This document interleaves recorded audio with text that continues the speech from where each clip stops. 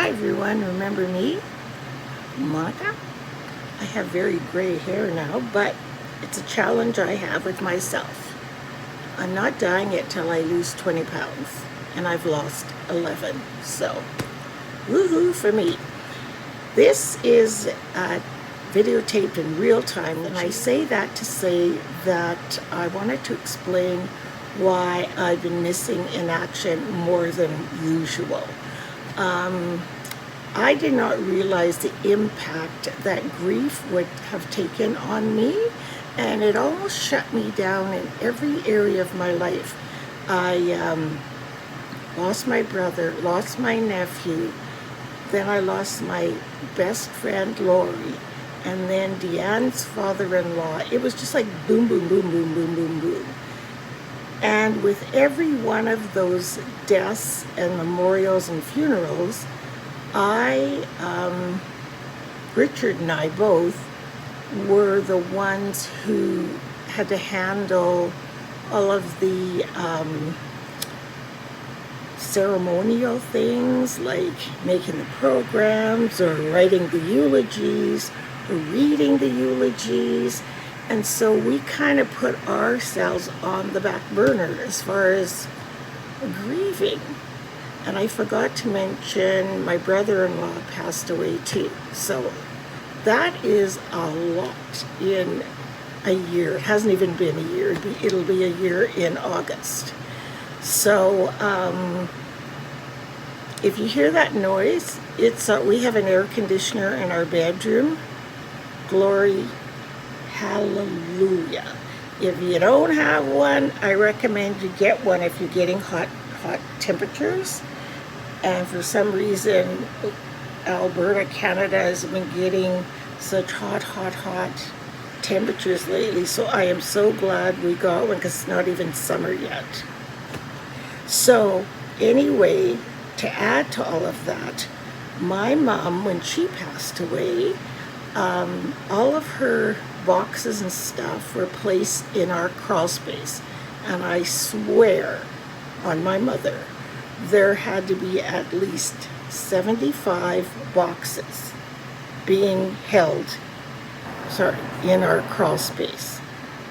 So we gathered all the grandsons, all our sons-in-laws, and we had a day, and everybody hauled them all up, put them in our garage. We went through boxes, which was really satisfying. We didn't get it all done, obviously. And then I got sick, which I often do when I do too many things. And then I just kind of plunged, I don't know. And then coupled with that, when my brother passed away, he has all of my father's memorabilia from his football days, every single one of our LP records, and believe me, there were hundreds, and plus a whole bunch of other stuff that I didn't want his wife to throw away. And so she said, well, can you come and get it? And I'm like, I can't, I have no space. So there was the pressure of picking that stuff up, and then I just became very, very depressed, to the point where I had to talk to my doctor. I was put on antidepressants. Like, it was awful. Plus, when you're living with chronic pain and you feel like you always have to be the one, and I know sometimes I put that on myself, but with regards to taking all of that stuff, there's no one. Most of my siblings don't live here, and then the ones that do, which is just my two brothers, one is out of town and he's a bachelor, he lives in a condo, and my other brother just moved out of their house into an adult living situation, so there is no room for extra 75 boxes of storage, so it falls on me. And I was like, I just felt overwhelmed and couldn't see the end of the tunnel, so to speak, until finally Curtis, my oldest son, says, Mom, I'll take it all over here. I just couldn't believe it. I started crying. I was like, thank you. You have no idea what, you know? So, since I've been on my medication, I've been taking a little bit more care of myself. Like I said, I've been losing weight. I've been trying to keep my lupus and my trigeminal intact, but I can't do anything about that. But you know what I mean. Like addressing it when it, especially the lupus, because that flares from stress and tiredness and the heat and the sun. So those are things I can try to avoid. So I've been doing that and trying to get back to normal. And I have been videotaping. You'll see that the vlog following me ranting or blabbing, it's way far back, but I just haven't had the oomph to pick up my computer and upload it. So I hope you guys enjoy it, and I hope you haven't forgotten about me. Some people have inquired, where am I? Why aren't I doing anything, any more art things or anything? And I have been doing some watercolor art, and I promise I'm slowly coming back. So please don't give up on me. I've been sitting here itching my chest, wondering what the heck. I just about have it all together, but I have my clothes on inside out. But whatever, right? So enjoy the vlog, and we'll see you real soon. Welcome to our weekend vlog. Come on, Fitz, come this way. So I'm here in front of the home that the crazy crime happened the other day. The fellow was, see the truck over there? He was caught in, well, hang on. He first went over to their house and was banging on the door, let them in. And then he went down here, tried to jump behind our, he tripped over some barrels. Then he went over there.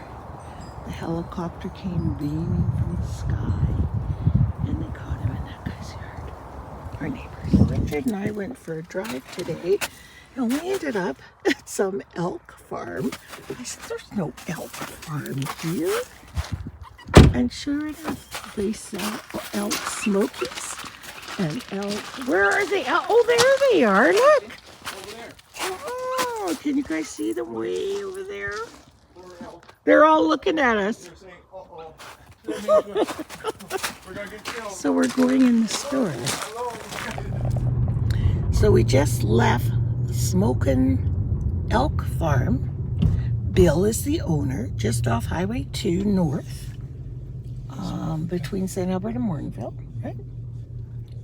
Really cool place. I will insert some pictures that he airdropped to my phone because the elk were quite far away.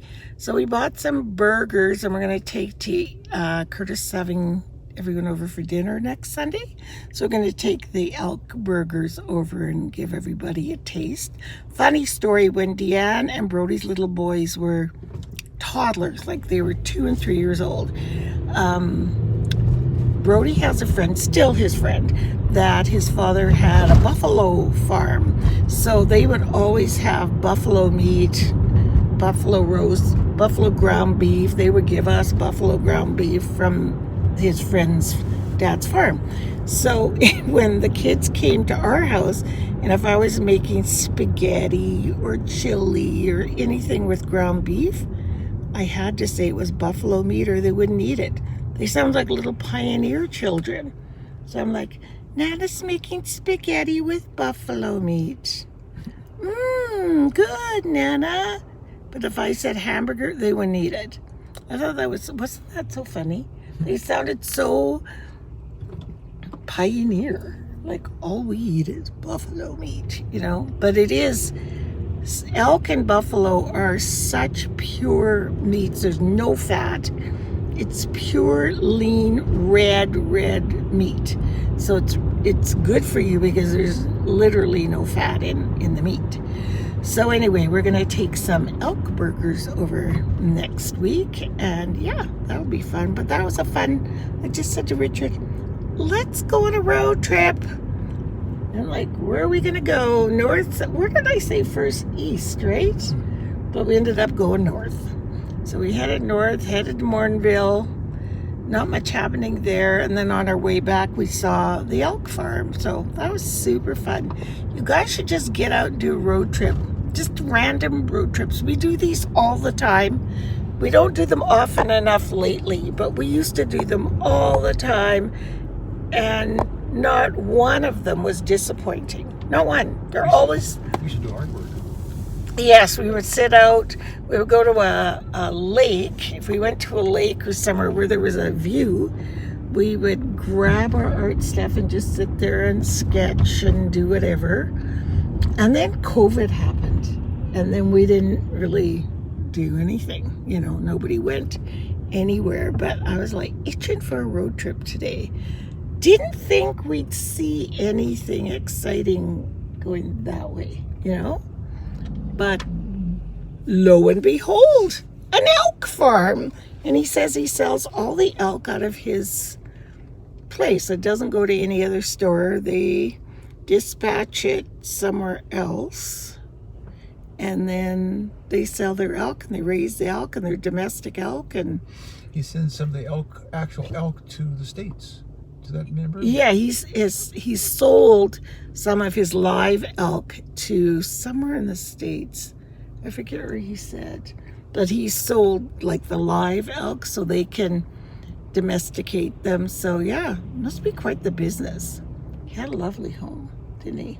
Big house. Beautiful home. I don't know where Mrs. Elk was, but the home was beautiful. Anyway, we're going home now. So I'm at the emergency. We were here last night and they think I have a pulmonary embolism. So they have to do a dye scan, but they can't find a vein. And we've been here since 10 o'clock. What time is it, Richard? Richard, what time is it? I don't know. Look behind you. Oh, it's 12. 12. 20 after 12. 30. So there's a little bit of a clip there. Is that you there? Turn me over, Is that okay? little white thing right in the middle of the Yeah. Oh, that's my needle. You can shimmy, you got it? Just Okay. slowly. You're going in there. Yeah, You're almost got it. yeah. I'm just trying to get as much of that needle in as we can. No, I know. Do you want one blanket, Ruth? One from the oven? Nice and toasty. How does that sound? Nice warm blanket. Let me see your work out there. It's not because of what I you do. know, my I'm goodness. just sort of getting to my... Sorry? Yeah, I know. It's uncomfortable. Okay? Yeah, I'm fine. I know. I'm sorry.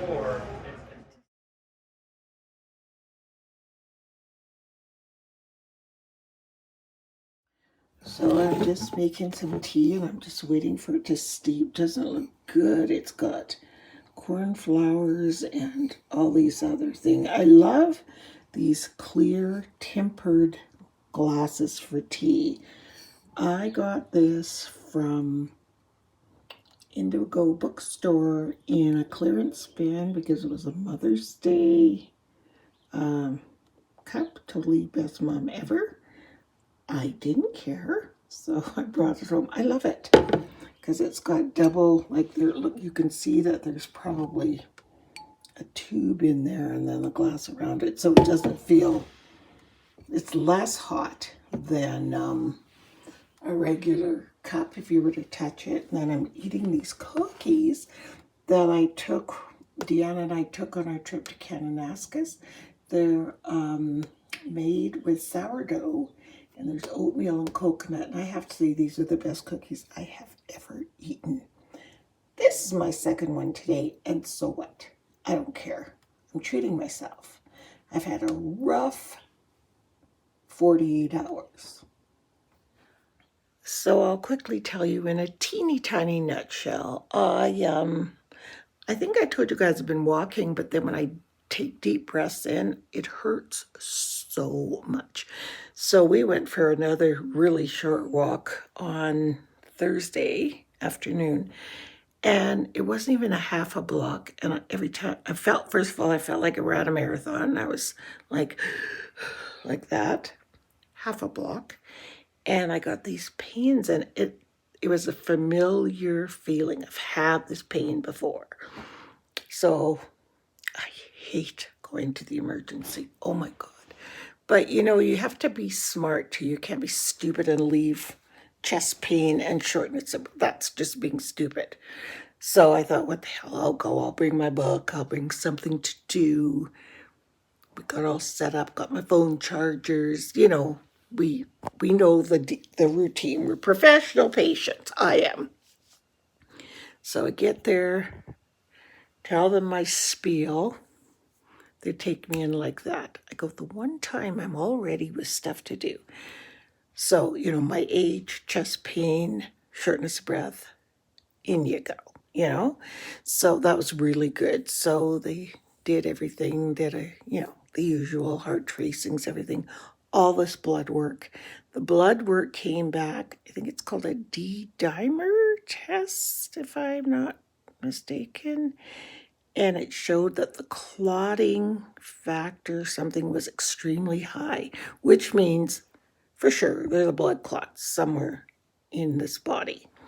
So they're like, oh, for sure that I have a blood clot in my lung. And the fact that I've had one before, it leads to that. So I'm like, really, Monica? So anyway, they wanted me to stay overnight. I didn't really want to, but I didn't want to be stupid, So I asked the doctor, well, what would you do? And she said, well, we'll give you a shot of heparin in your stomach. And then we're not going to do anything till tomorrow anyway. We're going to do a CT scan. I want the nurse to insert an IV tonight, cap it off. You go home, come back in the morning, have your CT scan, or we're good to go. We'll find out what's going on. Fine. Nurse comes in. He was a male nurse. He says, they can do your CT scan tomorrow. No big deal. And I kept saying to Richard, the doctor said it should be done tonight. I'm out of breath talking. I just get out of breath so fast. Anywho, so I should have pressed it because the next day was Good Friday. So we know skeleton staff, right? Come in for my CT scan. The thing is, everyone's so nice there, so it's no big deal. So I come in for my CT scan, and there's just the one tech in the CT area, and she starts trying to put an IV in my weird arm. I'm one of those people, I'm sure many of you know that can't get a vein easily. And so for that reason, I drank a liter of water before we left in the morning. Because if you're hydrated, it plumps up your veins, makes it easier. Oh, no, she tried 3 times. A nurse from the ER came and tried twice. That's 5. And then she tried again, 6. Then we head back to the ER for them to do the ultrasound vein locator to find a vein so they can put, the ultrasound's having trouble finding a vein. Have you ever heard of anything so crazy? And the problem was they would find a vein and that vein would have blown from ones that were just previously flushed and didn't work. So I guess it's called the vein blows. It will repair itself. But in the meantime, they can't use it, right? So she finally finds one way, way up in my arm, like up here, up way, places you wouldn't normally have an IV, which was kind of bizarro. Oh, my arm is so sore. So way up here, there's a bruise. There's bruises all the way down my arm. You can see them. So there's another bruise. So anyway, she goes, I think this is a good one. So I go back to CT. They flush it to make sure it's good before they put you in the scan with the dye. The flushing blows the vein, and that hurt like, oh my God. back we go. She has to scan for another, and then she finds another spot.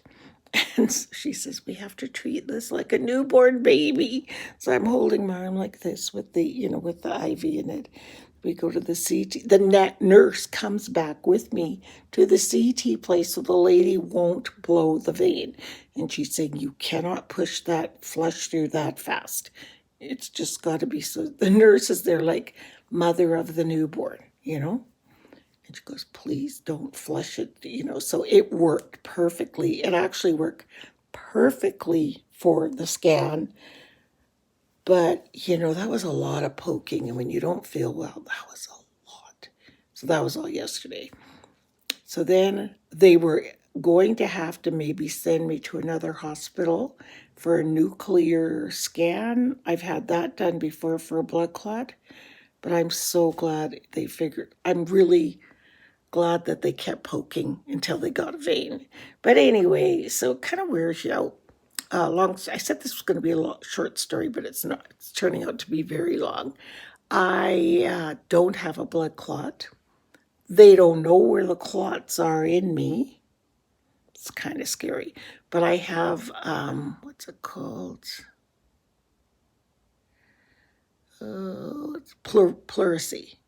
The lining around the lung is inflamed. So I'm on medication for that and supposed to rest and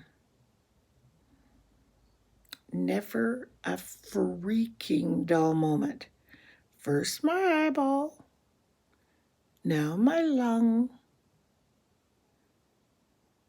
But that is the beauty of lupus, if you can call it beauty. It's the most random, bizarre illness. And you literally have to just go with the flow. Like, really, you can't get all, like my friend Teresa was like, oh, Monica, I'm so sorry. You must be so scared. Nope, not scared at all. Oh, wow, that's awful. My dad had pleurisy and he felt like crap. Yeah, I feel like crap, but it's not scary. Like, I'm good. Like, I'll rest. I'm sitting here in my favorite spot on the couch, made that yummy tea. Gonna eat a nut. That's why I deserve 2 cookies. And I'm really gonna rest today because tomorrow's Easter and it's at my son's house. And I just want to go and not be, Nana's not feeling good. I'll just slap on a face, as Janet says. And when I have my makeup on, I look like I feel great, dress nice and just go and sit and visit with everybody till it's time to come home. So we're supposed to bring some kind of potato dish. So we're going to make scallop potatoes. So Richard and I together will do that and that'll be fun. I'm all finished in this sweater. I'm so excited. So I'm about to sew it together. I think you're supposed to sew it together first, then finish the neckline. And then I just have to embroider the little symbols on for that Roblox. And it's done like dinner.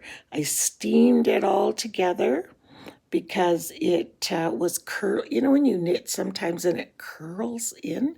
So I just lightly steamed all around so that it's easier to see. And I vow I will never knit another black sweater as long as I live. It's so annoying because you can't see anything. So, or maybe don't knit another black sweater when you can only see out of one eye.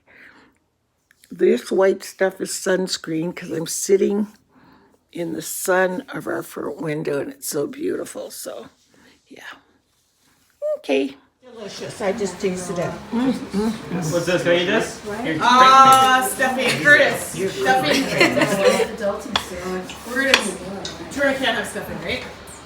Boys, look at the camera. I think you got potatoes. It's just still top. Okay, then no, you can. Yeah. So we're sitting here at Tim Hortons, or as Chili calls it, Tim Hortons, because it's very important to get a little snack. There's your buddy, Richard Boo. Richard, can you say hi? So, we just got back from, I had a doctor's appointment. Nothing new there. And then we went to the art store, a new art store called, what's it called? called? The Velveteen Rabbit? No. Scarlet The gilded, Pimpernel? the gilded rabbit. Oh, the Gilded Rabbit, of course. It's just a little store, but we like it. You've been there We before. were there during COVID, right before. And I just got a basic watercolor set. I mean, I have them, but I wanted, you know, I wanted a new one. And then I got a really teeny brush. Can you guys see that?